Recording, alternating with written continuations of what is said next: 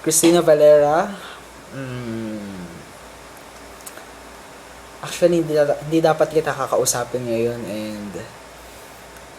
and nagtatampo ako sa'yo. Bakit? Kasi hanggang ngayon, hinihintay ko pa rin yung sinasabi mong regalo sa akin. Nasabi mong madadelay lang ng 1 week, ng 2 weeks, wala pa rin hanggang ngayon. 1 buwan na, hinihintay ko pa rin. Pero hindi kita matiis. Syempre, kasi alam mo naman na we're best friends. Diba? So, all I wanted to say is, happy birthday. You're 18 na. Dalagang dalaga na. And, pwede na. Pwede na. Kung merong papatol. So, so,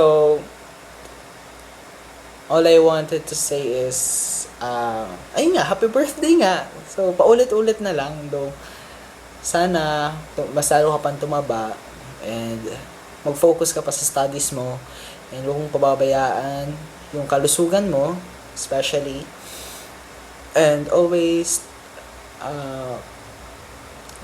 pray to God, kasi siya lang naman yung tutulong sa atin if ever na may kailangan tayo, or may problema tayo sa buhay na kailangan natin solusyonan. So,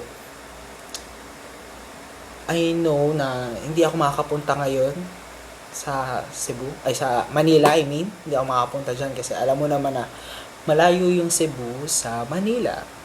Di ba? Sasakay pa ng airplane. Di ba? Sana, okay lang sana kung alam mo na, bibigyan mong pamasahe pa uwi.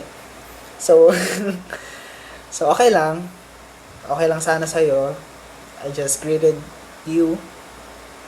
And, kita na lang tayo ulit sa summer. And hope na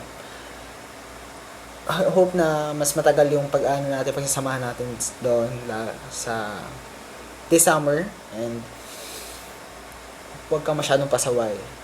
Okay?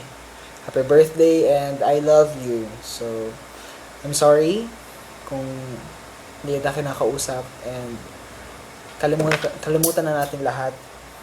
May nahulog. So, kalimutan na lang natin lahat. And, sana mag-enjoy ka ngayong araw na to. Bye-bye. I love you. Happy birthday.